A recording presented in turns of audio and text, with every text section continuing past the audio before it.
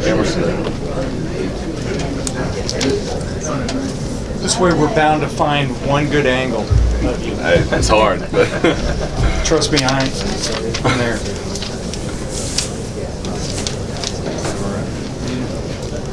Joe, go for it, man. After the game on Saturday, in his post-game press conference, Coach Saban said, I was telling those guys all week.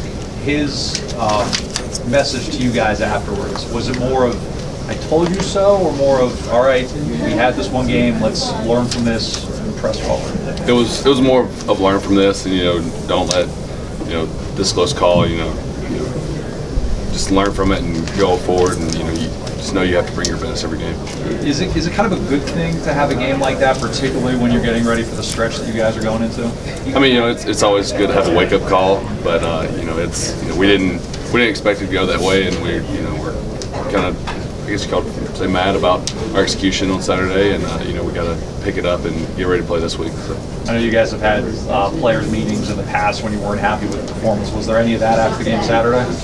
It was more during the game and things like that. And, we've talked as a unit and just said that that's not us, and we have to move forward. How did you feel the right guard situation when Saturday had a couple more guys in there?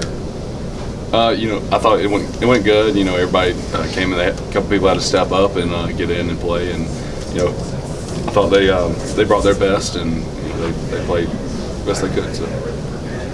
So what's the challenge you really think Auburn's going to bring? Especially on the defensive front, they're going to have to practice up for this week. I mean, anytime Alabama and Auburn play, it's always a really hard game for either side. Whoever's the better team, or whatever you want to call it. The bigger height, I guess you would say. And we'll just have to come in, we'll have to get ready and get ready to execute on Saturday. You guys talk about going 1-0 each week, and every game's its own game. Did you at the beginning of the season say Auburn, that is a game that we know we want to win, that's kind of one of our priorities? I wouldn't call it the priority. I'd say we're trying to win every game, and like you said, be 1-0 every week. And, this is just part of that path that we've been taking, and we just have to be 1-0 at the end of the week. So. Is it kind of amusing for you guys to see how insane the fans go over this particular game?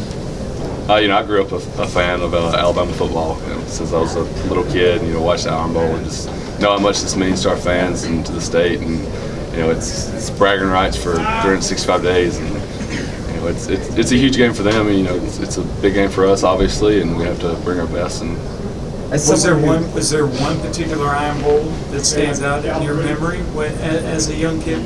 Probably the first Iron Bowl I came to. I think the Alabama one was the blowout year. I don't remember. I just, as a fan from that perspective, that was a great feeling, I guess. What do you hear, I guess, maybe from both sides? Someone growing up in the state, I'm sure you know plenty of people that root for both teams during this week. I really hadn't heard anything from anybody yet, but nothing yet.